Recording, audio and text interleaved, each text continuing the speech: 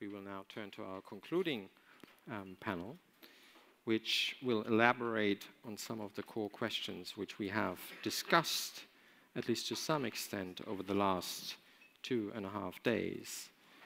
So first, time and time again, delegates have wondered whether European leaders will really sustain that momentarily greater sense of urgency to build European defense capability, including the provision of long-term financial support and investment in the defense industrial bases. And this includes Europe's largest economy and continental power, Germany, whose political situation raises even more concerns about the durability of that famous Zeitenwende. Indeed, in conversations with many of you, I have detected there has been as much concern over the collapse of the German governing coalition as there has been uncertainty about the implications of the US election outcome. So I'm really delighted that Philipp Krämer, who has been a member of the Defense Committee in the German Parliament, will share his views on Germany's evolving defense role. Will it really, as Chancellor Scholz has promised several times, provide the, quote, backbone of European conventional deterrence? What level of trust should European allies have that Germany really will live up to its commitment?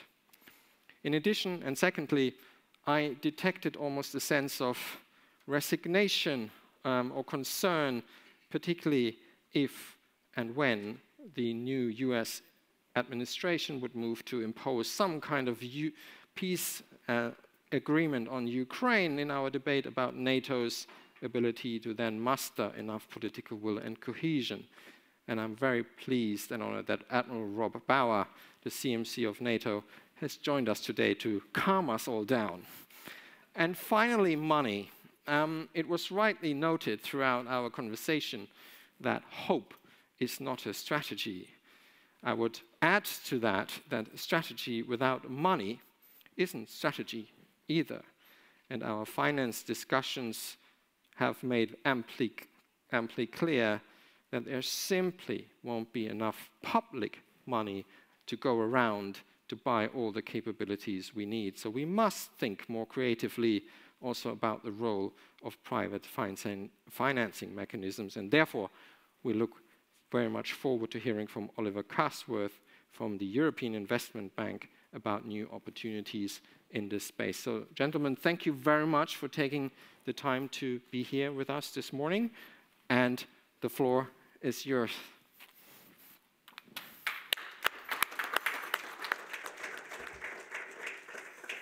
Yeah, thank you, Ben. Good morning, ladies and gentlemen. We had very turbulent days in Germany this week, and I'm happy to talk about foreign policy this morning. It's much easier than the situation in Germany. Europe faces a long-term war in Ukraine ongoing now for 2.5 years, and there is no end in sight. Russia recruits North Korean soldiers for additional manpower and prepares for a long war of attrition in Ukraine, while simultaneously refilling its depots. For NATO, Europe and Germany, sustaining the long war does not only mean to maintain support for Ukraine as long as it takes, but rather to develop a long-term strategy in defense and security policy issues. This point is even more pressing with regards to Donald Trump's return to the US presidency. Yet for me, there is no alternative to a strong transatlantic partnership. At the same time, it will be important, especially for Germany in particular, to take its own population with it and develop strategic communication. Clear communication about the Russian threat is essential. Unfortunately, this was particularly lacking under Chancellor Scholz. For election campaign reasons, it was suggested that peace with Russia might be possible and the Russian threat was not taken seriously. I would like to be very clear here. We as Germany should no longer allow this arrogant behavior in the future, also because otherwise we will lose our partners in Central and Eastern Europe. The aim must remain to enable Ukraine to win their defensive war. For this reason, future investments in military and security are crucial. Conventional warfare might even today, as we see in Ukraine, come down to the late game. It is about resources and attrition. It is about material, human, and societal endurance. We see the numbers of fallen and wounded on the fields of eastern Ukraine, the numbers of military equipment lost in battle, the raging hunger that consumes artillery ammunition in unimaginable numbers. The latest developments in Germany, the dissolvement of the coalition, are just about that. Sustainable financial planning. My own party, as well as the Social Democrats, concluded that the reality, the challenge of liberal democracy and rule-based world order by autocracies cannot be faced with austerity and debt brake. But the political crisis in Germany will initially lead to a decline in support for Ukraine because there's no valid budget for 2025. We realize that we must invest in European production capabilities as the world is increasingly shifting. Associations, players, and interstate relations become more and more unreliable. We witnessed since February 2022 that defense production capabilities in Europe have proven vastly insufficient to supply even Ukraine adequately and sustainable. I don't want to think about the need of ammunition in a full-scale war with NATO as a participant. We must also build resilient supply chains. Crucial war materials for basic military products used to be important from states that are nowadays competitors, anti-West, or in open aggression. We need to substitute, find new, reliant producers, and diversify our sources. Regarding manpower, the German Bundeswehr is in dire need. Not only is the Bundeswehr understaffed and shrinking in NCOs and enlisted ranks, due to the deactivation of mandatory military service and peace dividend, we not only lack military facilities to reactivate, but also have a gap of 15 years in the reverse corps. The Bundeswehr has started programs to recruit or re-recruit volunteers, especially those who have not served before. And the numbers of volunteers are impressive. Yet only the human resources machinery of the armed forces is, however, so slow-paced and frustrating, we lose many formally engaged due to overlong waiting. Again, for Germany, Europe, and NATO, sustaining the long war must not mean to uphold strictly support for Ukraine, but to ramp up the support in order to help winning this war, but also to develop a long-term strategy in defense and security policy issues, as Russia has further plans for military dominance in Europe. This goal requires European defense and security policy to be set up and equipped in such manner that Ukraine can be helped effectively, and such a war within Europe can be deterred conventionally from breaking out in the future. But there should be no doubt about Germany's willingness to defend every inch of NATO territory, especially after the Russia policy of the last decade. In addition, we also have the problem in Germany that populist and extreme political forces are gaining support among the population supported by Moscow. So far, we have not been able to find an effective antidote. On the contrary, in some eastern federal states, the Russia-friendly parties together receive more than 50% of the vote. We see willingness to contribute to our security, even in a quite Pacific society such as Germany. However, it is not yet high enough to project believable deterrence. I believe we must not only prepare our citizens to oppose aggression, but also to give reasons why. Of what use are new brigades with splendid new Leopard 2 tanks if no one volunteers to crew them? In this, I see the true resilience of Western societies. We ought to build functional societies, prospering economies, and countries worth living in. Countries worth to defend with such bravery and resolve, with witness by Ukrainian people since almost 3 years.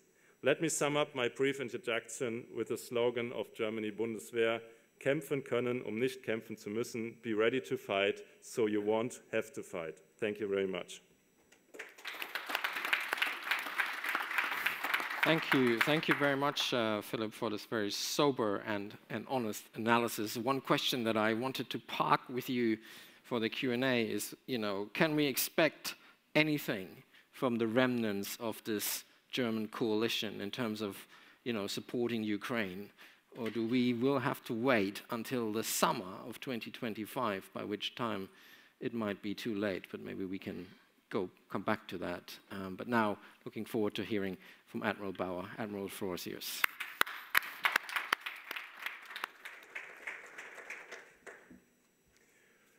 Ladies and gentlemen, good morning. Let me start by saying three things. 1, there is hope. 2, there is no reason to panic. And 3, there is more than enough money for everything we need to successfully deter against the threats of NATO. 9 days from now will mark 1,000 days of Russia's large-scale invasion of Ukraine. 1,000 days of destruction. 1,000 days of brutal slaughter. 1,000 days of rape, kidnap, and abuse. 1,000 days of attack upon attack upon attack. But it also marks 1,000 days of fierce Ukrainian resistance. At least 1,000 days, because this war has essentially been going on for a decade, nearly 4,000 days. And yet, democracy stands. It stands stronger than ever. The Ukrainians have proved to themselves and to the world that there is nothing they cannot do. They can outlast and outsuffer the Russians. Anyone who does not see that has not been paying attention. All they need is our help. And we have it within ourselves to ramp up our support to Ukraine and at the same time ramp up our own deterrence and defense. To be honest, when I read the description of this panel session, I was a bit surprised. It said, and I quote, "The panel will discuss if and how European NATO members can maintain the required long-term financial investment in people, hardware and software against the backdrop of potentially declining public support." End of quote. If and how? As if failing was somehow an option. When the COVID pandemic hit, nobody created a panel session about the question if and how we would survive COVID-19. It was a deliberate choice to focus a lot of public and private resources on getting through that crisis. And we did. And it took focus, courage, and resources, but we did it. And when it comes to tackling security challenges, we can do that as well. NATO allies represent 50% of the world's economic power and 50% of the world's military might. There is no one in the universe better placed to do this than we are. In September, the Allied Chiefs of Defense gathered here in Prague to discuss our deterrence and defense posture. And we came to the conclusion that over the past year, we have made huge strides in making NATO's new defense plans fully executable. NATO now has 500,000 troops on high readiness. We established the Allied Reaction Force.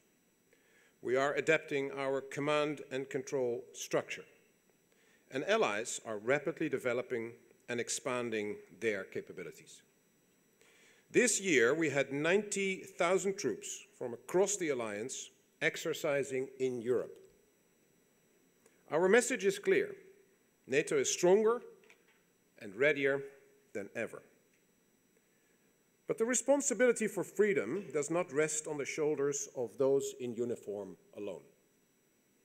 As we've seen in Ukraine, war is a whole of society event. And therefore, the prevention of war is also a whole of society event. Not only our defense industries, but our whole economies need to realize that peace is no longer a given. Because while it may be the military who wins battles, it's the economies that win wars. For the past 2.5 years, I've been going around boardrooms and finance conferences to persuade business leaders across the alliance to think about 2 questions. 1, is my company ready for war? For instance, if you have employed reservists, how will you keep things running if they are all called into service? And 2, what can my company do to prevent war? Business leaders need to realize that the commercial decisions they make can have strategic consequences for the security of their nation. Businesses need to be prepared for a wartime scenario and adjust their production and distribution lines accordingly. That too is a key part of our deterrence. I have found that there is a strong willingness to do so, but this requires investments. And here there are still far too many barriers. I find it baffling that there are still institutions and organizations who believe that investing in the defense industry somehow goes against the sustainability goals. I can think of nothing more sustainable than preventing war. And I can think of nothing more unsustainable than being at war. A few weeks ago, former Finnish President Niinistö presented his report on resilience to the European Commission.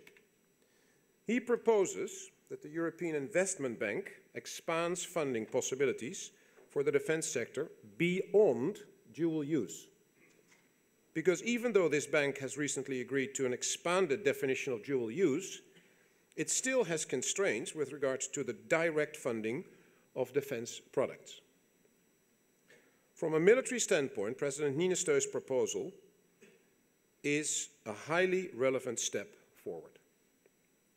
And I advocate that both EU and NATO leaders also talk to the ratings agencies about the fact that now an investment in defense has a negative impact on your credit rating. It should be the other way around. Investing in defense should be treated the same as investing in measures that limit climate change. The EU, with all its economic instruments, has a crucial role to play here. And it has played a positive role when it comes to defense production capacity.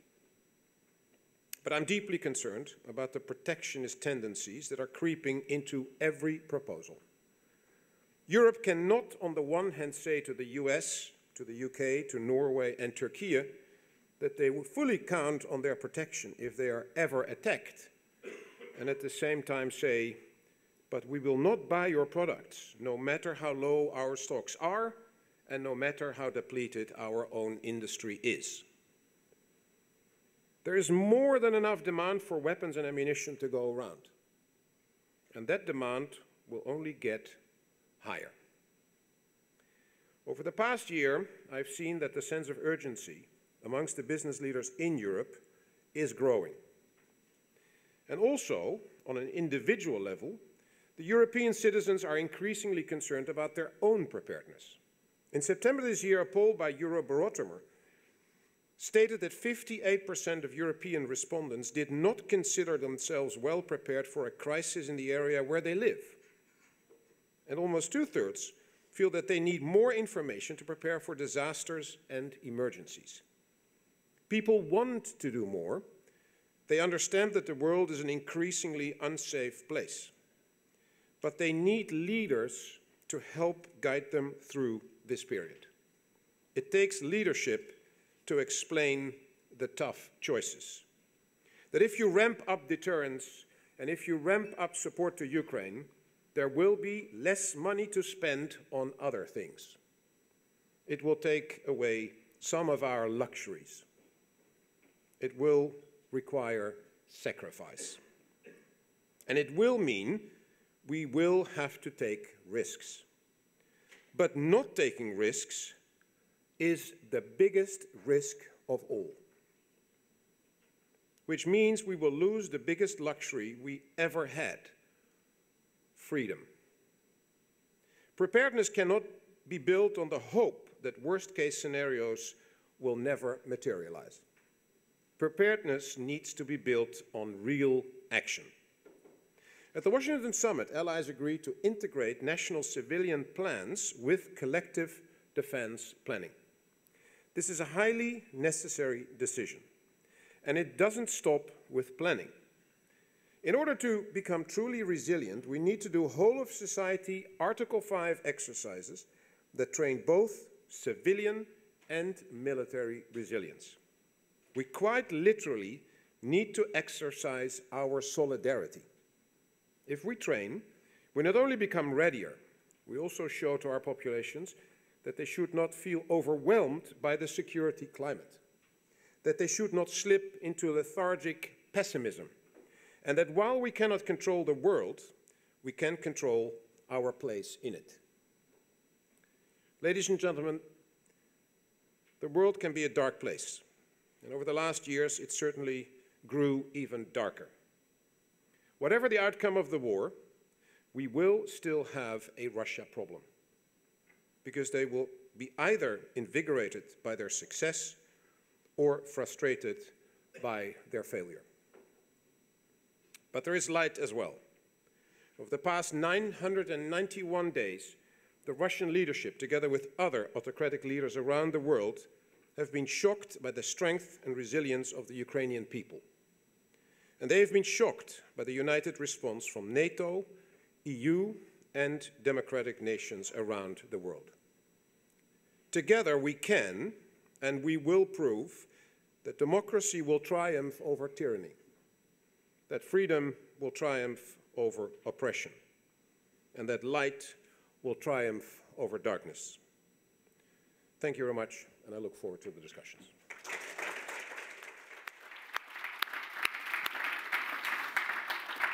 Thank you, Admiral. You certainly didn't disappoint in your task to injecting some hope into our conversation, and for reminding us that it is still very much up to us to determine our own defense and security, but also to helping Ukraine to win this war, which at the end of the day is a war they are fighting for all of us. So thank you very much. And now, last but not least, turning to Mr. Cuthbert to talk more about the money side of the house. Thank you so much.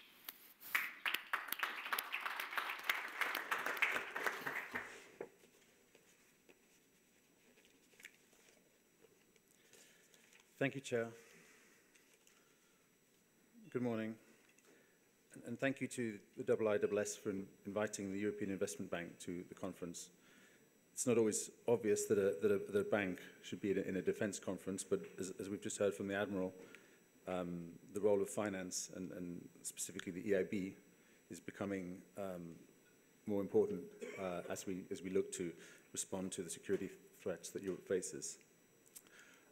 For those of you that are not so aware of the EIB, I'll just give a couple of introductory comments about it. It's actually the largest multilateral financial institution in the world. It consists of both the bank and the fund, the European Investment Fund, which finances SMEs through private equity and venture capital. It's got some big numbers associated to it. Last year we did almost 90 billion into the European economy. It's the EU bank, so that means that it's owned by the EU member states, the finance ministries. Headquartered in Luxembourg, we have about 4,000 staff, and we are a global bank as well. We have offices in 60 countries around the world.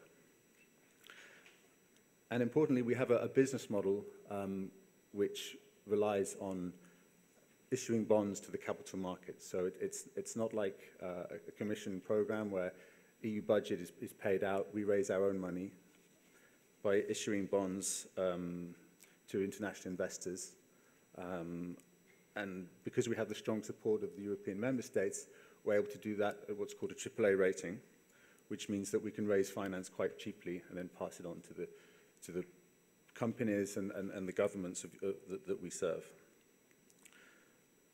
So my premise today is that if we're going to talk about sustaining a long war, then we have Europe has an asset in Luxembourg, an international bank that can inject close to 90 billion euros per year into the economy for a range of technologies, innovations, critical infrastructure, and increasingly into the defense sector through our dual-use lending program. And that's an asset that Russia doesn't have, so I think we need to use it and use it probably more in the future than we have done in the past for defense. But to address the issue of why the EIB at the moment is only financing dual use and not weapons and ammunition, I would note that we are a policy-taking bank, which means that it's not up to EIB management in Luxembourg to decide our policy. It's up to the finance ministries of Europe. And the guidance that we have from them at the moment comes from the March European Council, which asked the bank to adapt its policy for lending to the defense industry and the current definition of dual use, while safeguarding EIB financing capacity. Now, that last caveat is a reference to the fact that because we are funded by investors such as pension funds, institutional investors, wealth management across the world, not just from Europe and the US, but also from Asia, Africa, and other. It's a global range of investors that we have. We have to calibrate, when we decide our policy, what it is that those investors will support when to continue to buy our bonds. Because the whole raison d'etre of the EIB is it has this AAA, which allows us to pass cheap finance onto Europe's policy priority areas. So what we do is we need to go as far as we can while maintaining that business model. And as the European Council requested us to do, we have adapted our definition of dual use. Now that sounds quite a sort of dry, non-consequential step, but it isn't, because the previous rules limited the EIB to supporting dual-use projects that had at least 50% civilian revenues. So a couple of years ago, we looked at a project from a large European defense prime for helicopters, which would have, I think, just over half of its sales into the Ministry of Defense of that country, and just under half to civilian rescue and other civil security and emergency relief requirements. And we couldn't finance that project, which was a big shame because it was a good project and we would have financed it otherwise. But now we could under the new rules. So we have this action plan for security and defense, we're calling it. And as well as the change of definition for dual use, we're also trying to reach the SMEs, supply chain of the larger defense companies across Europe, because we agree strongly with the Commission's findings that that's where the majority of financing obstacles are in the defense sector in Europe. We see that a lot of the large defense primes are quite well capitalized at the moment. And we're financing a little bit of the R&D and innovation, but where we're really needed and where commercial finance is really needed is into the tier 2s, the tier 3s, the SMEs and mid-caps that are struggling to raise money, as we heard. So we can't do that ourselves. We're too small to assess individual companies that are a bit below a certain size. So we work with partner banks across Europe who take our capital and pass it on to those companies.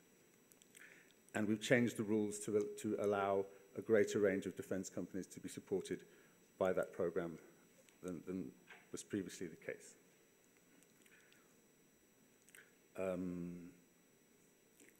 Third pillar of the action plan is new partnerships.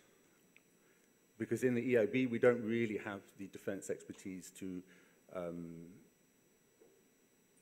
assess fully the projects that come to us position in European defence policy priorities. So we're going to work with the European Defence Agency, with whom we've just signed an agreement to benefit from their expertise. When a company or government comes to us with a new defence project or dual-use project, we can assess the civilian aspect of it, and the European Defence Agency will tell us if the military aspect is in line with the wider European defence cooperation priorities. And we have a new instrument with the European Defence Agency called Cooperative Financing Mechanism, which is about providing bridge finance to countries' defence ministries that want to do joint European defence cooperation projects with ministries of defence from other European member states. But they might be outside of the budget cycle to do that. So our loan will enable that cooperation project to go ahead. And we've also signed an agreement with the NATO Innovation Fund. You may be aware that that fund is focusing on building an ecosystem for financing equity and SME debt across Europe and other NATO member states that have subscribed to it. And we will do co-investing with that fund and the European Investment Fund to try and develop that ecosystem that we so need for defence startups in the market. I mean, I was reading some study recently that said that venture capital for defence in Europe last year was only 1 billion euros, which is too small. I mean, to put it in context, I mean, Anduril, the US artificial intelligence defence company, raised 1 billion in a single funding round. So you see the gap that exists that we need to try and work together with the partners to close. And finally, we have launched a new defence department in Luxembourg, which will try to cut the time between applying for finance down for defence companies that come to us, because it's too long. Typically, an EIB loan is 9 months from the first application to receiving the money, which is obviously too slow for what's required. So what I'll do now is I'll give you a little bit of feedback from the market and how this new action plan for defence has landed. And the first piece of good news is that although we changed our policies reasonably dramatically, getting rid of the civilian revenue requirement, it has had no impact on our bond issuance. So the market that takes our bonds is very comfortable with the steps we've made so far towards the defence sector. It's our analysis that 6 months ago, the situation was less promising, but today we are seeing more investors changing their policies to support defence.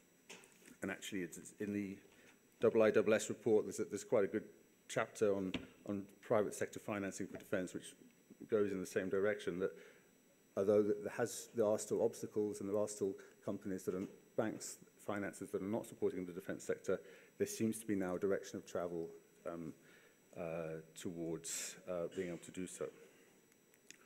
And I think that's indicative of the fact that banks tend to invest, what banks invest in can be a mirror to the values of the societies that they exist in. So as our societies become more security conscious, banks and other investors should respond to that and start to do more defence financing. In the roadshow that we've just done across Europe, we've spoken to a lot of defence ministries, and we feel that sometimes it's still a bit too of a traditional mindset.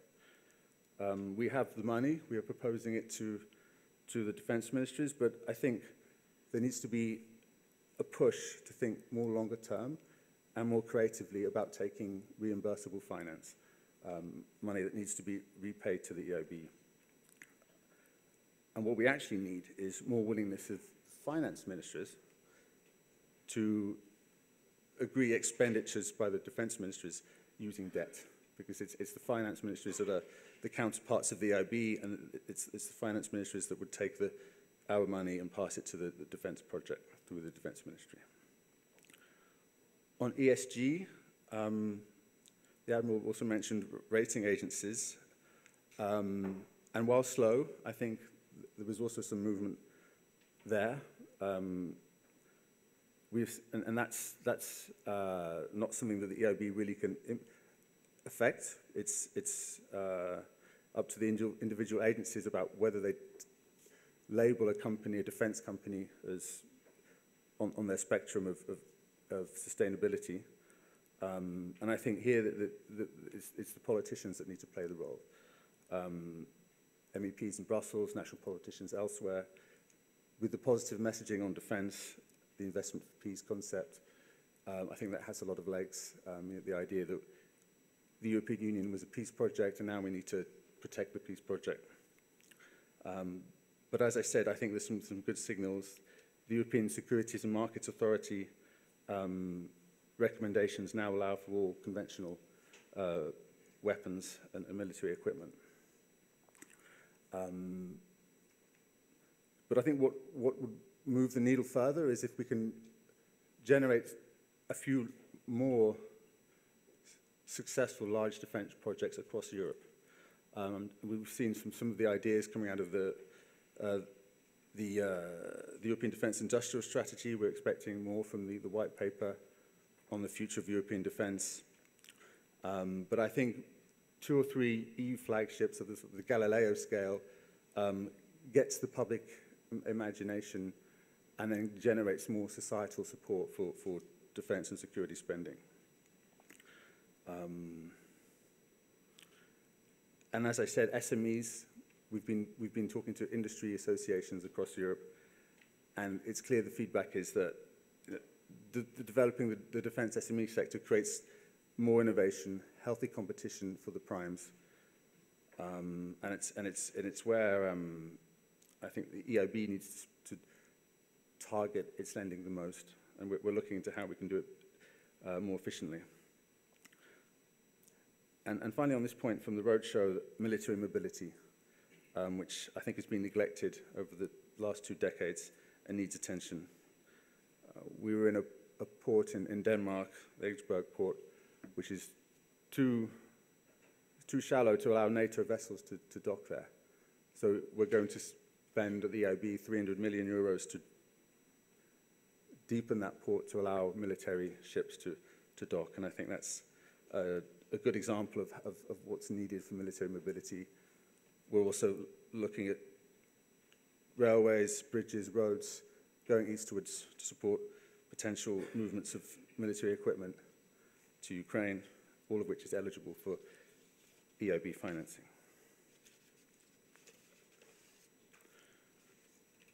I'll give you a few numbers from our own analysis of the market, maybe to help inform the debate to come. 1.3 billion euros annual gap in member state research and development spending, 3 billion euros annual gap in SME equity for defence, and a 2 billion annual gap in SME debt. And just having conversations with colleagues from the stateside here in this conference, you realise that in the US, these issues are not as acute. The financing for the defence sector in the US is very socially accepted and doesn't seem to have any kind of the same ESG obstacles, or not to the same extent as we have in Europe. So we need to build a network of financiers who are prepared to finance the defence sector and lead the way.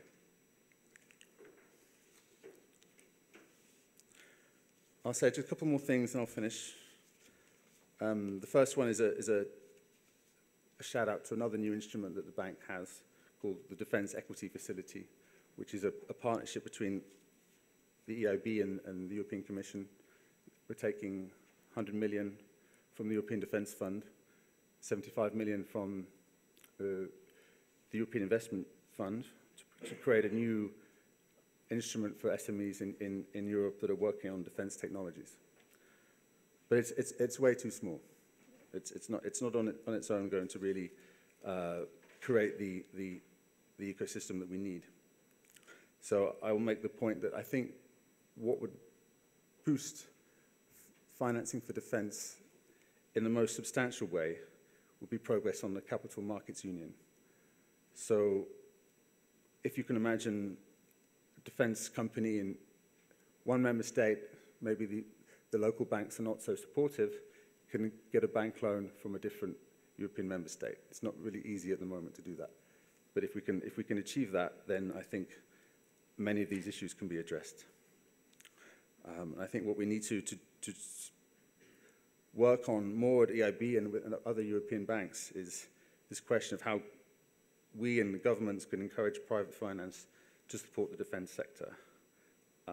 It's been hard because ESG has taken a very large market share, but in the end it's consumer choices. If you have some money to invest and you go to your bank manager, and it's up to you if you put it in an ESG fund or conventional fund, and it's up to you to look at that ESG fund and see whether it's companies that it's investing in align with your values. And we need that to happen across Europe, consumer choices of people choosing to invest in funds and companies that keep us safe. So I'll stop there and we can move to the question and answers. Thank you. Thank you very much for pointing out to some of the positive steps for a new financing ecosystem in European defense, but also reminding us there is a lot of challenges that would still need to be addressed. So now we have about 45 minutes for discussion. And as always, I take the first round of questions and then we turn to the second round. And first on my list is Eduard de van der Zuren from the Netherlands. Thank you, Ben. And thank you to all the panelists for your speeches. I have a question to Admiral Bauer, of course, reference to support to Ukraine. Yesterday we had an interesting first session in which the German commander of the multinational force Northeast asked us two questions. He said, do you think the European countries would have won the Second World War if the US only supplied equipment to the European countries? He didn't answer the question, but I think the answer was no. The second question he asked was, when we are willing to fight in Afghanistan, because we say our security starts at the edge of Europe, why are we not willing to fight in Europe when the threat is in Europe? He didn't answer the question. You referred to COVID, and you were absolutely right. We were able to handle that problem. But COVID attacked our countries. It was in our country, in our cities, in our houses. If COVID would only be in Ukraine, I'm sure this summit was about face masks, hand gloves, and IC capability. And you as a Navy officer know that when you have a man overboard at sea, you can throw a rescue buoy and you can call 3 times swim. But eventually you have to turn a ship, you have to launch your rescue boat, and you have to deploy a rescue swimmer into the water to save the men or the women. So my question is, do you think it's time to do more than only supply equipment, intelligence, and training to Ukraine in order to help them? And maybe that might be a trigger to the investors and the industry and to society that more is needed for our safety and security. Or are we going to wait for January 20th for President Trump to solve this problem in 24 hours? Thank you. Thank you. Next on my list from the IISS Asia office, and Julia Wu. Thanks, Ben. And thanks, panelists. That was very interesting. I'm the head of cyber from the IISS. So as we're discussing a whole-of-society approach to sustaining the long war, I'd like to hear more about the efforts being made both domestically and internationally to strengthen societal resilience against adversarial interference and influence that persists across competition, crisis, and conflict. This seems to be a vital component of maintaining public support. And Philip, I think you touched a bit about this, Stratcoms that Germany's doing. But it would be valuable to learn more about this from all the panelists, ongoing efforts, how much of a priority it is, and what challenges do you foresee in building collective cognitive resilience? Thank you. Thank you, Julia. And from the United States, Richard Grove. Thanks very much, Ben, and thanks very much to the panel. Excellent, excellent remarks. My question is for Oliver Cusworth. I was interested in your remarks about the shareholders of the EIB loosening the restrictions, but the constraint being the investors in EIB's bonds. And question I have is, to what extent is that concern those pension funds, institutional investors who have ESG constraints that prohibit them from having any investment in the defense sector, and how much of the concern is those investors who might have geopolitical concerns about funding European defense capabilities? I'm thinking in particular about investors in China. Thank you. Thank you. And from Sweden, State Secretary Berggren. Thank you. Two questions, one to Mr. Cusworth and one to Mr. Kramer. So you mentioned infrastructure improvements across Europe, and I think you gave an example of, in Denmark, a port facility or a docking facility. Now, obviously, there are huge needs across Europe. To what extent do you take a whole of European approach when you prioritize those kind of large-scale infrastructure improvements? And to the Member of Parliament, you talked about some of the challenges with support for supporting Ukraine, particularly in eastern Germany. You're entering an election year. To what extent do you feel the election campaign will, so to speak, the parties will reflect that opinion versus the parties trying to change that opinion and trying to change the view on why we need to support Ukraine? Thank you. Thank you. And from the United Kingdom, Tim Willesee-Wilsey. Thank you very much, Ben, and thanks for three very interesting presentations. I must say, I, for one, found Admiral Bauer absolutely inspiring. And, you know, if only decisions were taken by people with that sort of military clarity, but as we know, they won't be. They'll be taken by politicians with all sorts of other factors on their minds. So I just wanted to sort of briefly ask the question, how are we going to stop a repeat of Afghanistan? And just to remind everyone what happened in Afghanistan, President Trump came to an agreement with the Taliban called the Doha Agreement in February 2020. It was a pretty hopeless agreement. It was done behind the backs of the Afghan government. But to be fair to it, it had all sorts of conditionalities that if the Taliban engaged in terrorism, it would be called off. But they did engage in terrorism. Lots of Afghan women judges, for example, were assassinated. And the Afghan government were put under pressure by the United States to release 5,000 terrorist prisoners.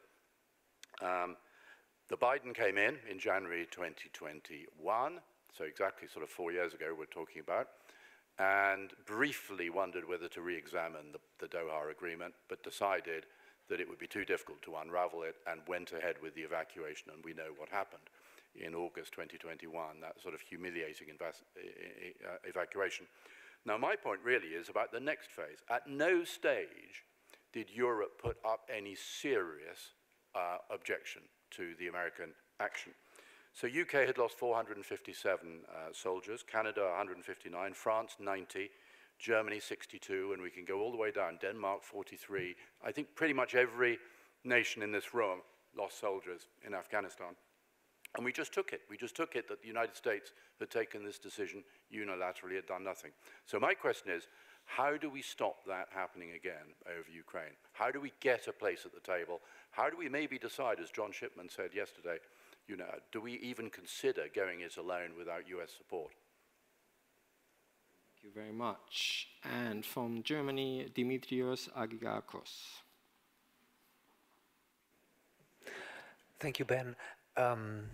Admiral Bauer, it was inspiring listening to your remarks, and in that sense, and out of my role as a private investor, there's just one thing there where I really don't agree. I think right now it's not about prioritizing security investments over others, but rather about activating more private capital that we have in the European Union and in the United States and other democratic countries for the future. So in that sense, I have like a panel question, but most likely to Oliver.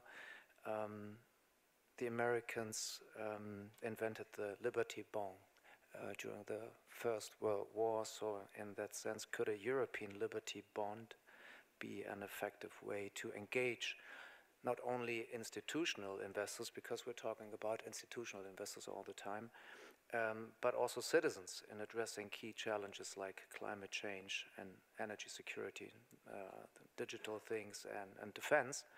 And might such a bond, supported by tax incentives across member states of the European Union and maybe across NATO members, because there are 31 members, such as exemptions from capital gains taxes and tax-deductible contributions, encourage broader participation while providing citizens with a solid return, because at the end of the day, it's all about the economy and money. Thank you. And last for this round, Fenella McGrty. Fenella. Thank you, Ben. My questions are primarily for Mr. Cosworth, but thank you for the interesting and informative remarks. And in terms of supporting SMEs, given the structure you described, that distribution framework, how will the outcomes and successful investment be monitored centrally? And if you could perhaps speak more about that process of working with the EDA to assess the viability of a project. Will that criteria be publicly available, and will that process be transparent? How fast will that process be? And finally, given you mentioned that the mandate comes from individual finance ministries, are there countries that you can highlight that are driving this shift towards enabling funding in defence in the private sector, which need to do more work as well? And perhaps to Admiral Bauer, what can NATO do more to encourage that shift in attitude and mentality towards defence more than it was already doing, or is it up to individual countries and their finance ministries to make that shift themselves? Thank you. Thank you, Fenella. So, a lot of good questions. I think we go in the same order. So maybe, Philip, if you want to start on addressing some of these questions that was directly posed to you, but maybe also picking up on some of the broader points about, societal resilience. What can we do more? But also this pertinent question: are we going into another Afghanistan, and shouldn't we now do much more to prevent that from happening, and really being willing as Europeans to assume more of the burden that is coming down the road? Yeah, thank you very much for the questions, because the first question I'd like to address is what will happen in Germany now, because we have no budget for 2025, so it will be very hard to get new, bigger projects to get financed in the future and in the next month. The new government will be elected in possibly May or June, and new budget for 2025 will take place in September, I guess. So we got about 9 to 10 months till we get a new budget in Germany, and this is very hard, but we can do other things now. I think we'll have a lot of meetings in the next week with the Conservatives, the opposition, and maybe Germany can be a political leader in Europe. For example, we could show a path to NATO for Ukraine. Nowadays, Germany did not make or did not focus on this aspect. Maybe we can change it. We could allow Ukraine to attack also Russian territory with Western weapons. I think this is very fundamental. And another aspect could be to deliver weapon systems which are already bought in Germany. For example, we talked about the deep strike capabilities. This could be a good aspect to do so. There are possibilities to act, but I think we need to be more. There must be more political leadership on this point. Second question. What about our population? I think it's a problem in the whole Western world that we got problems to talk and to show our population why we are engaged in Ukraine, why we are engaged in other regions in the world. It's not very easy because we got a lot of own problems in our countries, for example, social problems, economic problems. And this is a very big competition for the future to work on. But I think we need, like in the other aspect, we need more political leadership. We need to work on our strategic communication. We need to show our people that the Russian aggression or Russian attack on NATO territory is more expensive than spend now the money on Ukrainian military and Ukrainian weapon systems. And on the other hand, it's all about freedom.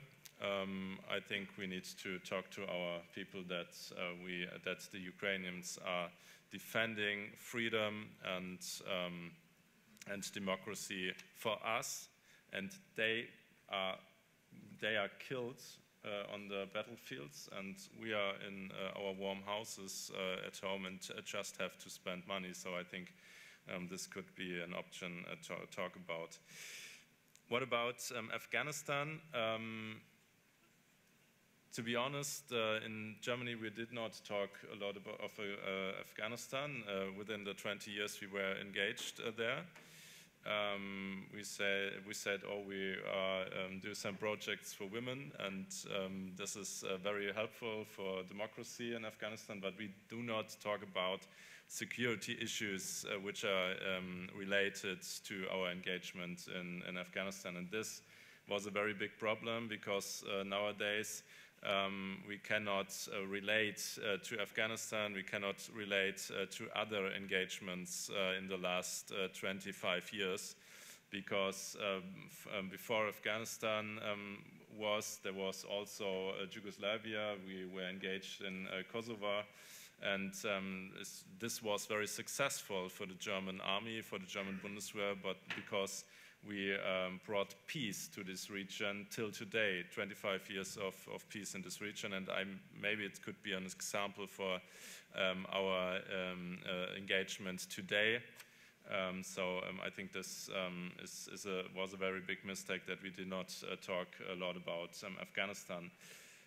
But what should we do? I think the main problem was that there was no strategy for Afghanistan since 2003, since the US was also engaged in Iraq. I think this was the point where our success or the behavior in Afghanistan has changed, because there were less soldiers of the United States than before, and this had a big impact on the security in Afghanistan in the years after 2003. So I think what is very important is that the Western world is talking about the strategy for the next years in Ukraine, and also for the next decades in Ukraine, not just a small time, but a very long time, because I think this will not be over within the next 5 years or something like that. I think we must be very true and very honest on this point. So we will see. Hopefully there will be a good cooperation to the US, and there will be fast a new government in Germany, so that we can be to make more leadership in Europe, in the European Union, to be in solidarity with our Middle and Eastern and Northeastern friends and partners. Thank you. Let's hope that this paralysis, that political paralysis, doesn't really last until next autumn, because I think we all agree that we simply cannot afford that in the current situation. Admiral Bauer, lots of questions directed to you, very easy ones. Yes. Please go ahead. Let me start with a couple of remarks before I answer the questions. I think it was fascinating by you, sir, in the back when you said, in the end, it's all about the economy and about money. I think that's part of the problem.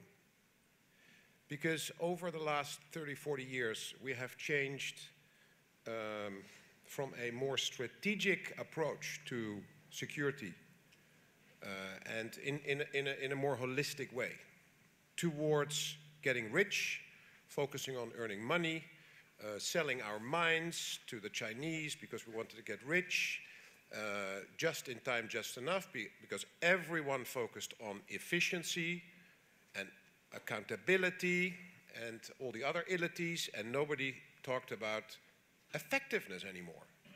So a lot of the things that have brought a lot of money to a relatively small group has now led to strategic problems. And therefore, we should not focus on solutions through individuals, but to talk about what is society. Society is not the sum of all the me's. On a scale from me to we have gone completely to the me side. It's about my privacy, it's about my happiness, it's about my rights. Everything is about the individual. And even the EIB, I hear, talk about the individual investors. And they decide whether they go for the ESG fund or, you know, and it's true, but it's part of the problem. We need to talk about the importance of what is society. It's not the sum of all the me's. Society is more than that. So we need leaders that explain to all the me's why they need to contribute to the we. Nobody wants to die in a war.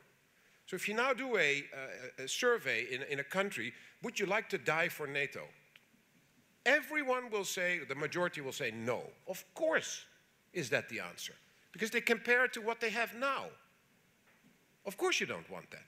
Is that then proof that NATO doesn't work? No. The surveys they did in Ukraine before 2014, young people said the same. And then the war came. And then people changed their mind. Because they start to understand that if they do nothing, they will lose their country. We've been in an extremely luxurious position for 80 years. All the people in our countries, all the businesses have been able to get wealthier and have a beautiful life without anyone actually realizing that the foundation for that security and stability came from NATO. The economic models in all the nations disregard the defense organizations. Why? Because they do not add value to the economy. As a result, politicians were cutting budgets of the defense organizations very easily because it didn't have an effect when these economic models were used. What everybody forgot, that if the foundation is not there for stability and security, there is no economic activity. Ukraine lost 40% of its GDP on day one of the war. There was a lot of private money there as well. So if people now still do not understand, we need each other to solve this problem, and it's not only about me, but also about the we, then we will never solve this problem. We have to understand this is not only the job of politicians. This is not only the job of the military. It is the job of all of us. And that's what I'm missing. So we talk about whole of society approach, but it means that everyone understands that they need to contribute.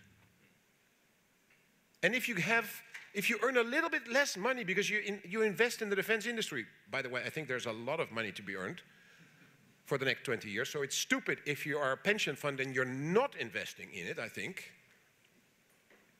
But because you think it's not ethical or because it is against the sustainability goals, but it actually makes our society stronger, our democracies. That's not measurable in money, but if we don't do it, we will destroy our system. I think there's much more at stake than we understand. The rules-based international order, which was set up by China and Russia as well. So don't believe them if they say, you know, it's a system of the Americans. They were part of the setup after World War II. Why? Because it was 2 devastating wars with more than 20 million people killed. All of us said, never again.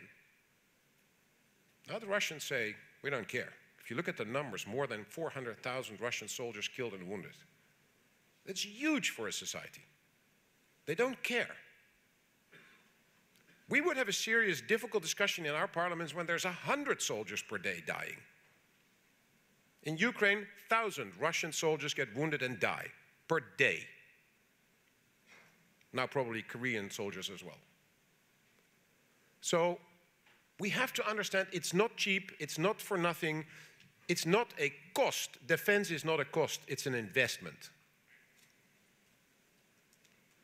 And if we do not do that, then the Russians and the Chinese will slowly eat us away because they use our weakness. And our weakness is our strength because our openness of our societies is what they use. They first closed their societies and now they attack our openness. And we have to understand that it takes money and courage and work, and it will not be cheap. Indeed, we will have less money for holidays and the second car and the second holiday and all the things we have. We are relatively, no, not relatively, we are rich. We are. So people that say there's not enough money to pay for all the things that defense needs, it's nonsense. 500 million euros was paid by the EU in 2 years' time to make sure the citizen in EU could keep their heating system on the right temperature. 500 billion, by the way, went through the chimney in 2 years' time, literally, to keep our citizens, you know, comfortable. So people say there's no money. It's not true. There's loads of it.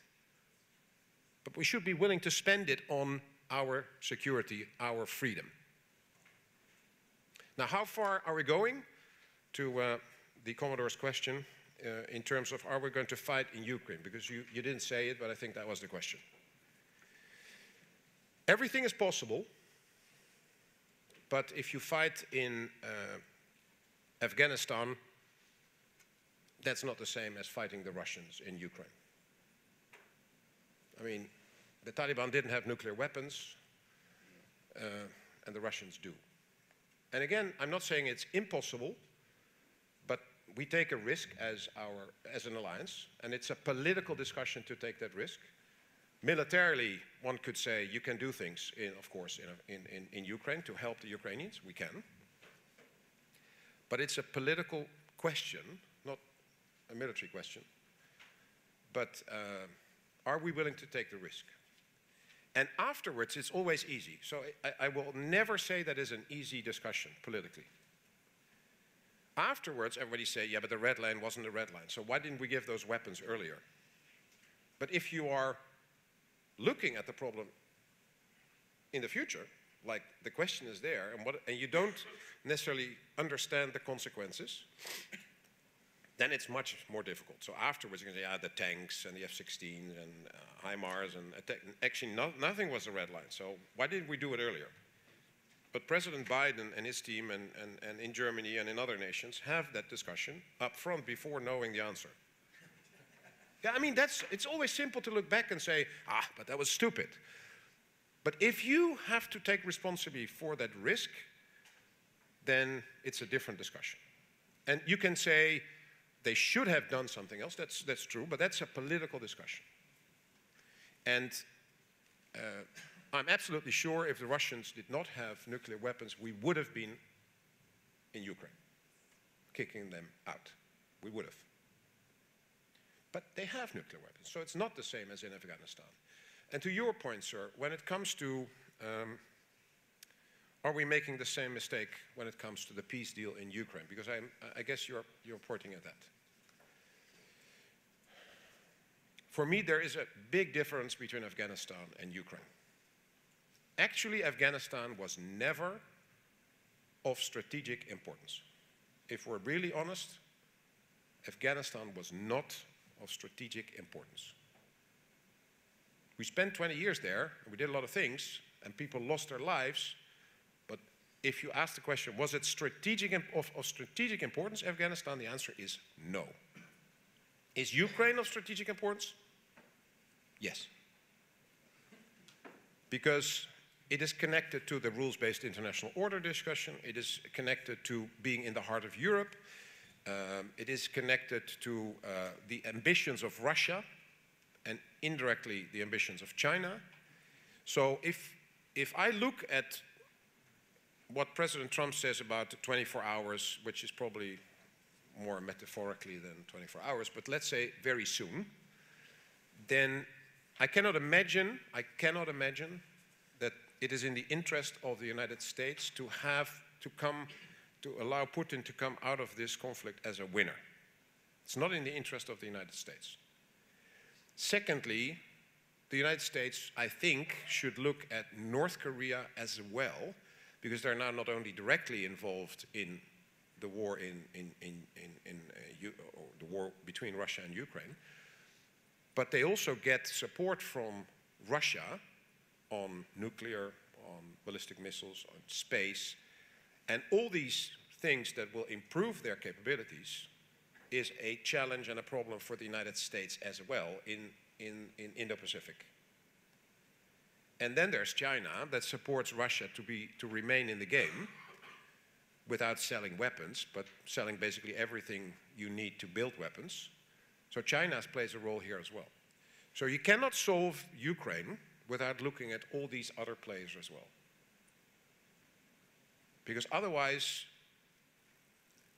the United States will hurt itself. And then on the question of the lady, I think over there on cyber and resilience. I think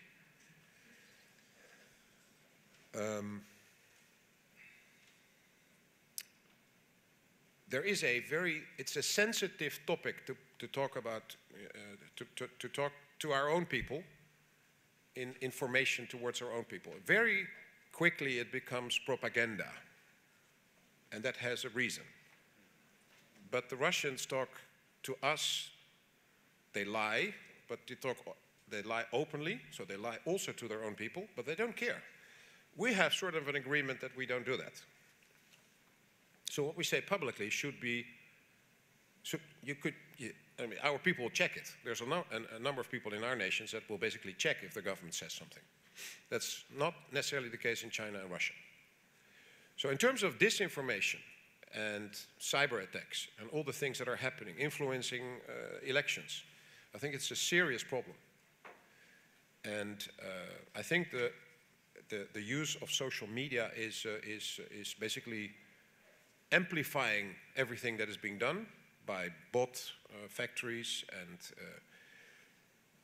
I'm very much in favor of freedom of speech, but I'm not necessarily convinced that what Mr. Musk is doing on X is the right approach. I'm very much in favor of freedom of speech, but there is a lot of things on Twitter that is not helping our societies at all. And again, it's the me and the we discussion. Everybody says, it's my privacy. Now, everybody has given away everything to the tech companies in the US by saying yes, yes, yes, when you wanted the app of Google and everything. If the government says, can I see your phone for 10 seconds, there's a revolution. But we've given away everything already. So it's a ridiculous discussion on privacy in many ways. So I think we have gone too far in many of these things. We should look a little bit less to the individual and a little bit more to what does it mean for the group, for its society. Thank you. Thank you.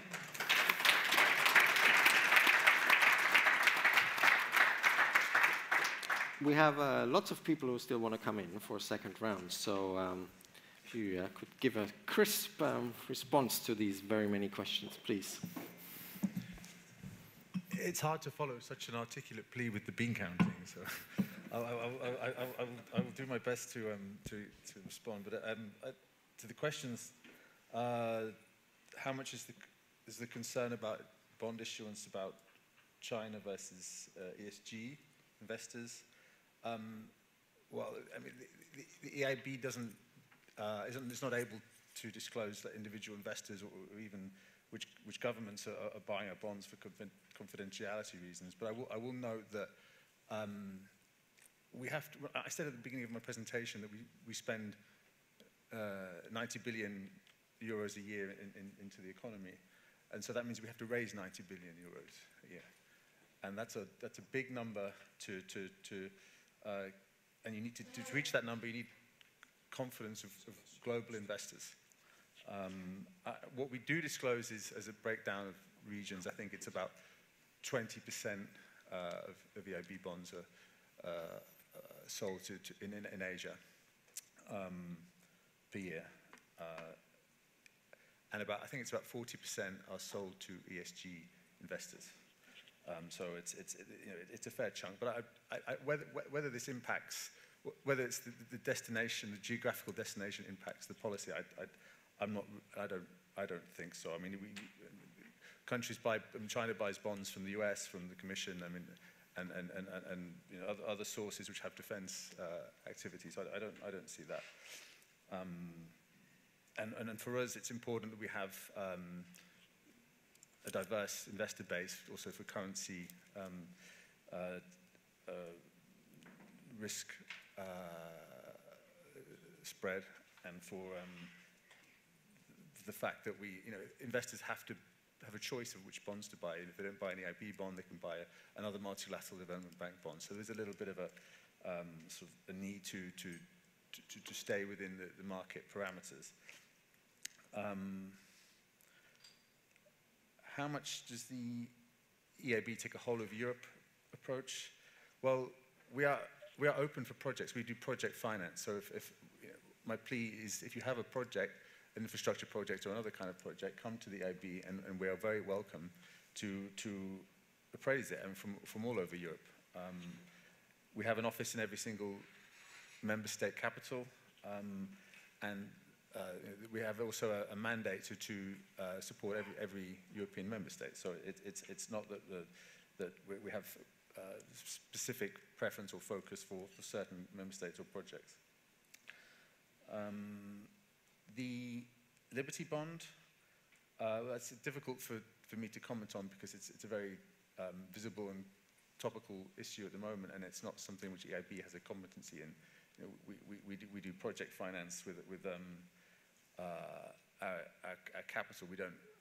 We're probably not the right organisation to issue a Liberty Bond, but I will note that the financing gap for defence is the numbers which are being talked about, 500 billion, 900 billion, a trillion.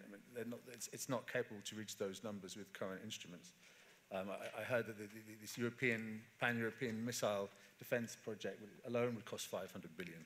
So it's clear that the policymakers are going to have to come up with something quite large if they want to reach those kind of numbers.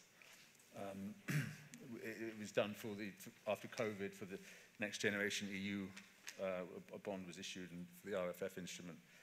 But as I said, it's not for EIB to comment on that option versus other financing options.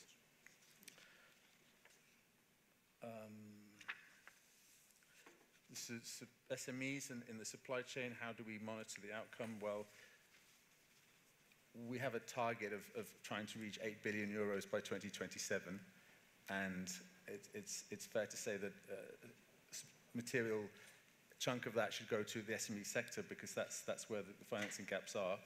And we're working with defence associations in the countries, in Brussels, to see how effective that lending is. And of course, we work with the partner banks just to see, are they dispersing the money that we pass on to them? They're not just using it to boost their own balance sheets. And that's a monitoring process that the EIB has running throughout the cycle. More on the work with the European Defence Agency. Well, it's governed by an MOU, a Memorandum of Understanding, which I think is public, so please have a look at that. And it gives more details on how we're working together, knowledge sharing, and the various new initiatives we have. which countries have what view on defence in our board discussions, I can't comment on because our board discussions are confidential. But I mean, as you can imagine, this is the question of how far to go to support the defence sector is given the complexities we have, it's contested in various forums, both inside and outside the bank, and it's something we're trying to balance while going as far as we possibly can, because we're very aware of the political priority which has been articulated so well today for the EIB to do more. Thank you. So we now have 10 minutes left, and quite a few people still wanting to come into the conversation, so please keep your questions and comments short and precise. And the first on my list from the Czech Republic and the Ministry of Defense, Jan Jireš. Jan, Maker is live. Well, thank you very much. I have a question for Mr. Kramer. You spoke about the collapse of the German government, obviously, and what impact it might have on the future of German politics and leadership in Europe.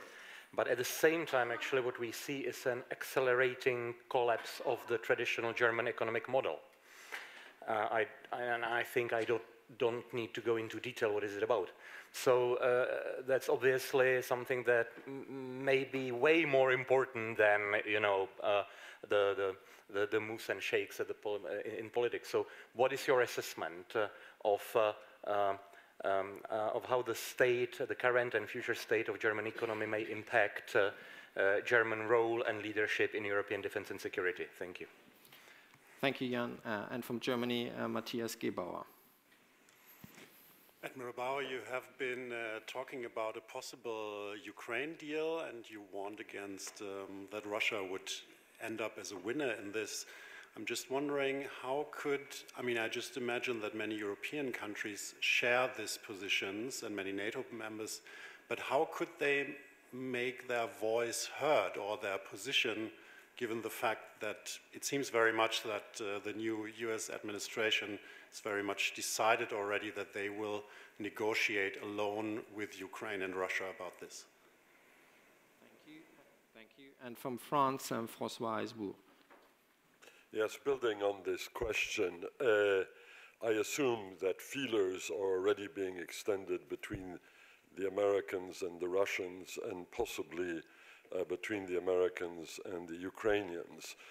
Whatever the role of Europe may be, I also assume that the Ukrainians will extend feelers to the Europeans to ask us, would you be ready to substitute for the Americans if the deal which is being concocted between Trump and Putin were to prove inimical to the sovereignty, the freedom, and the territorial integrity of Ukraine? Would Europe be ready to invest the more or less $50 billion a year, which the US is currently spending on the defense of Ukraine? Should we respond favorably to such Ukrainian feelers? Because if there are no such, if we don't respond, or if we don't respond positively, the Ukrainians, I assume, will simply have to fold in the face of Trump and Putin. Just an additional little point.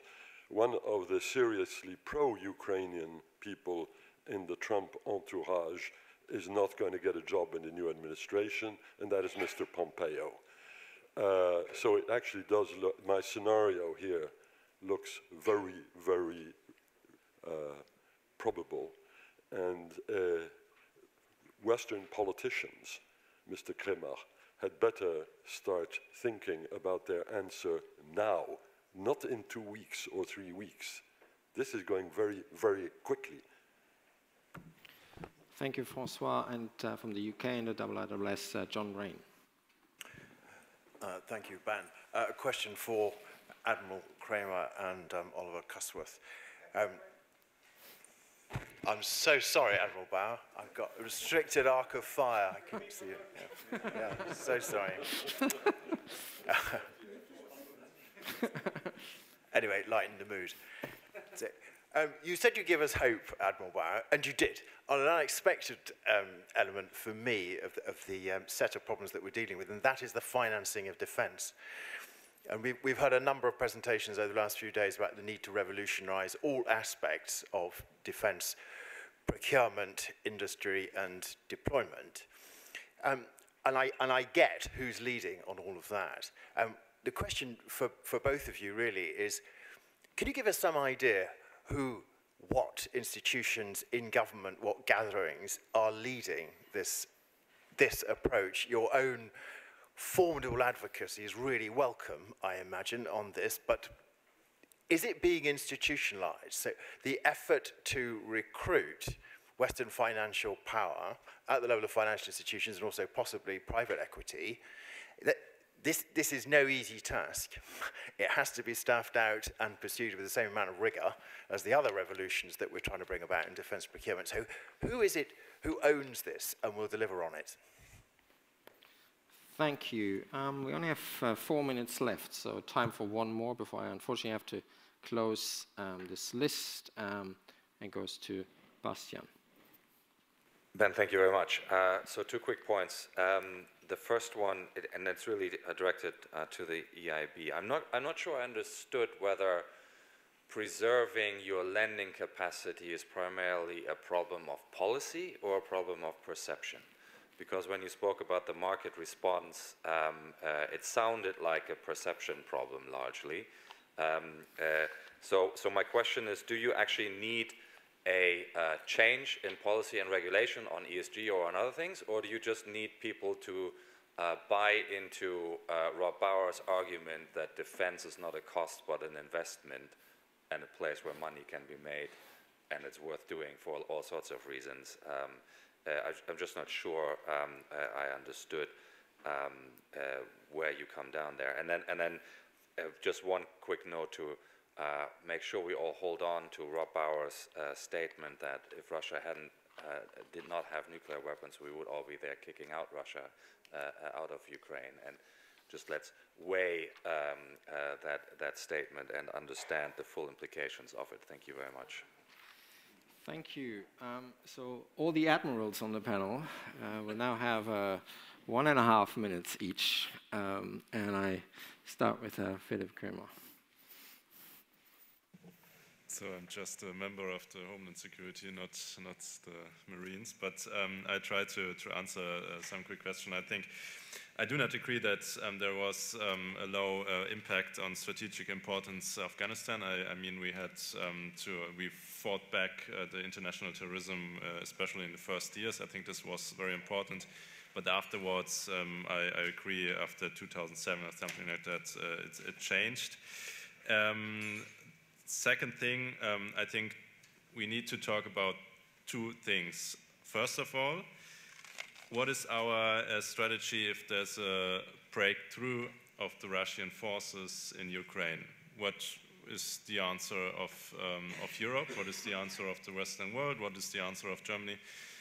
Because in my opinion, in this scenario, we need to talk about boots on the ground in Ukraine, because what could be another option to fight for the Ukrainian state. So this is the first thing. The second thing we need to talk is, do we want to spend more money on Ukraine, especially when Trump says, oh no, we got not enough, or no more money for Ukraine, but you can buy American weapons and deliver them to Ukraine, but you need to pay for it, and I don't know if it's possible. As you can remember, we talked about 10 systems of air defense for, I think, about 12 months now, and I think Ukraine got 8 or 7 or something like that. So you see, it's a very hard discussion with our partners, and I think everyone needs to engage more in this aspect. And okay, the collapse of the traditional economic model in Germany. Yeah, for us it's not very easy, because we have a big transformation in our whole society. We try to be to build up our renewable energy system. We need to build a new economic system. As you mentioned, the times of cheap energy from Russia is over, and to export our cheap goods to China is over too. Our automotive economy, who is very important for Germany, is in a big crisis. So we need to talk about how to what are our strategic goals in economy in the future, and I think it's all about alliances in the Western world. So we need to produce goods, especially for the Western world. And but this is a process, and we are just at the beginning of this process. Without a government, it's not easier to solve this problem or to make a new strategy on this point.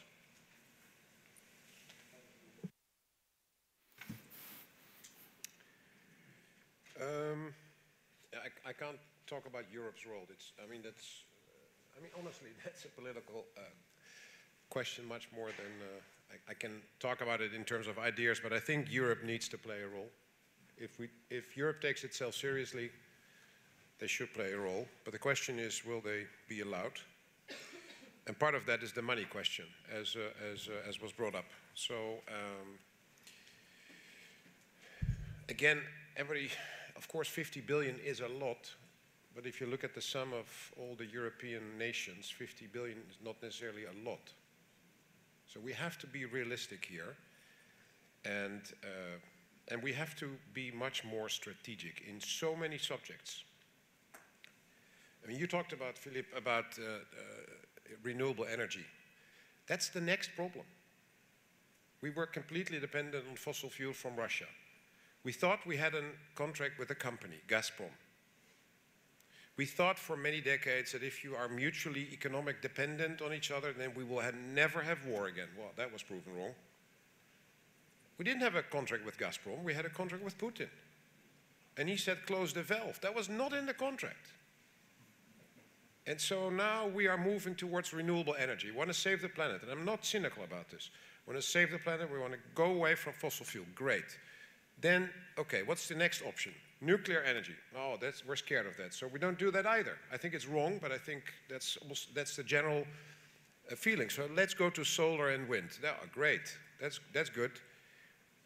More than 75% of the raw materials that you need for renewable energy is in the hands of China. Because we sold the mines, because we wanted to get rich. And now, if in 5 to 7 years, if we've switched to renewable energy and Xi says, close the valve, then you can't cook, then you can't drive, then you can't produce, then there's no light in your house. How smart is that? We've saved the planet, but we can't do our work, we can't live anymore. And then people say, well, the rare earth materials are not necessarily rare. That's what the CEO of Rand Corporation told me. Why? Because they are actually available in countries like Canada, Sweden, Finland, and Norway. Yeah, but then we have to dig a mine. That's also against nature and the climate. Okay, it's good, but let's at least have these discussions before we basically from only one angle give an answer. And talking about the money, I'm not a banker, so I mean, that's, I think the EIB gentleman is much better suited for that. But let's not forget, in the Cold War, we spent 3 to 6% on defense. So you talk about private money for spending on the weapon systems. In the not too long history, we paid for it with public money. Because we believed it was more important than spending it on other things. And so, but there is alternatives. I mean, I've been fighting the pension fund in the Netherlands, that is the biggest pension fund, ABP, where my pension is, by the way. And then I say on television regularly, so I said, you know, it's strange that my pension can be there with them, but they're not willing to invest in the stuff that I need to do my work. And so I did it so many times that the chairman of the board phoned me and said, you have to stop doing this. And I said, I'm glad I have you on the phone. And I talked to him, I said, this is ridiculous. I get a folder as a client that the only two problems we have is climate change and biodiversity. I said, are you awake? There's a war ongoing in Europe. If we don't solve that, we don't even come to solving the climate problem. So for 20 years, we've been driving ourselves into the climate discussion, which is important, don't get me wrong, but there is a new problem now, ladies and gentlemen, and we have to solve that first. And that's the reality of the world. It's not a nice place. Too many politicians thought about it as they would like it to be, not as it was. And that's the wake-up call on 24 Feb 2022. So I think everybody now says, yeah, the private sector has to fund the armed forces. I don't think that's right. Because all the people want more security. It's the people, it's us that want more security. Then we have to pay for it. And we have to provide the people for the armed forces, by the way. Because you can have fantastic professional armed forces. After 3 days in the war, a lot of them are killed, a lot of them are wounded, a lot of stuff is destroyed, the ammunition is, we're running out of ammunition, so we need to do something. And it's not someone else that will do that. It is us. So I'm coming back to the me and we. We have to solve this problem. Thank you, Admiral. When you were speaking about the 50 billion, I was reminded that the German government, after February 2022, and Philip knows this much better than I do, within a stroke, did not just release the 100 billion Sondervermögen for defense, but 2 relief packages worth 100 billion euros each to mitigate the rising pressures on costs for energy. That was done with a blink of an eye. So the German government alone released 300 billion and plus in funding. So if we're talking about 50 billion as this, I mean, we have to put these things in perspective, I think. So, I don't have. Yeah, 95 seconds. I think it would be a good idea if defense and finance spoke to each other more. I mean, who in this room is from a finance ministry? And who in this room is from a bank or another investor? Okay, thank you. One. Maybe. Okay. It's a big change in itself. That's already good. But I think one of the issues we have is that an investor sitting in the City of London or Wall Street doesn't necessarily care too much about the latest EU communication that defense is sustainable. So it's a societal issue. And that's where politicians have to have the lead. For EU defence instruments, really the power ultimately lies with the member states, and when there are elections going on, that makes it more difficult. And in terms of whether the problems that we have are perception or for lending capacity, I mean, I think it's a bit of a circular argument because at EIB, you know, we say we need our investors to change, so for us to change, and sometimes our investors say we need the EIB to change for us to change it. So it's a little bit of chicken and egg. There is a theory that it's a political signal that's required, and whether the EIB is the right organization to give that, maybe, but not only us, and I think we are trying to go as far as we can. But yes,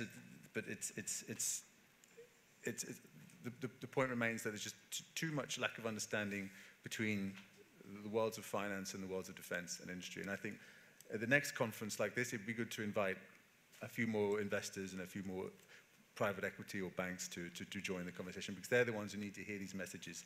The defense ministries, I think, are pretty aligned on it. Thank you. Thank you. Point well taken, and we will take that into consideration as we plan for the next summit. So please first join me in thanking this excellent panel, which was sort of I think a call to arms to go back to the basics, you know, from the me to the we, from the, you know, there is enough money around, but we just have to unlock it.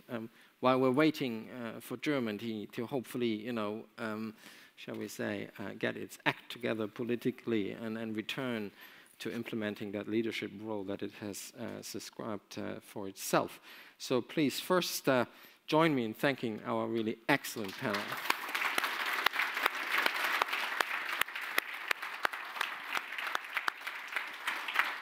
So this leaves me to conclude our inaugural Prague Defense Summit, which we believe, and I'm hoping that you all agree, has been a very, very successful event. It has been focused on, as we said at the start, on doing the hard work and focusing on the practical challenges related to European defense capability.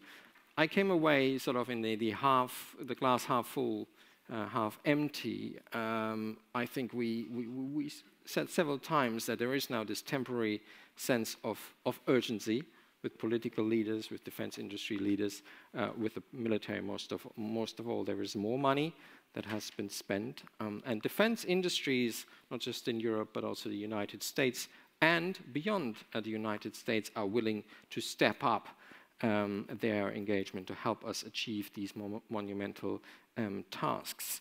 At the same time, I think there is still this window of vulnerability in Europe, that if we don't keep up that sense of urgency, if we think that, oh, let's do away with this Ukraine problem somehow, and then we go back to where we were, I think that is still a serious challenge, and it's on us, the European powers, to prevent that from happening. So thank you for these very animated, focused discussions on these key questions over the past 2 days and a half. Just to give you some figures, we had 215 delegates in the room from 31 countries, representing also 4 international organizations. We have had engagement across our social media challenges, inviting our global audiences to participate in vital conversations.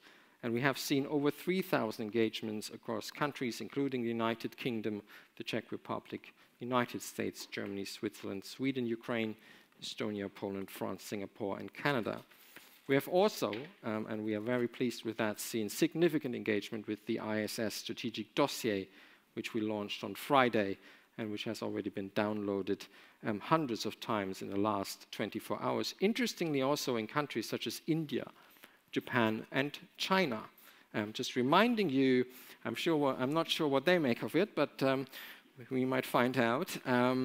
Just reminding you that it is available free to download from our website, as are all the sessions from the event. And we have also welcomed media representation from the Czech Republic, Germany, the UK, Italy, Singapore, Switzerland, New Zealand, the United States, and Saudi Arabia. Now, to end, I just would like to express our sincere thanks to, this is a rather long list, but bear with me, again, the government of the Czech Republic, and particularly the Ministry of Defense. Without your support, as the chairman has mentioned, and hospitality, we would not have been able to organize this summit, and we have laid a very good foundation for renewal, if possible. Secondly, our thanks go to all the speakers and delegates who played such a vital role in the success of this event. We really appreciate that you took so much time out of your schedules, including on a weekend, to travel to Prague and share your insights. Our sponsors of this event, whose support is critical to enable us to combine rigorous, impartial analysis with world-class convening such as this one. The hotel staff, the local AV company, the police, military police, and other security and services provider without whom we could not have done this. And finally, to our own colleagues in events, communications, editorial, digital production, and research across the entire IISS. They really have worked tirelessly to pull off an excellent event under significant time constraints, and we simply could not have asked for more, and we are truly indebted to them. So with that, I would like you to join me in giving everyone a big round of applause.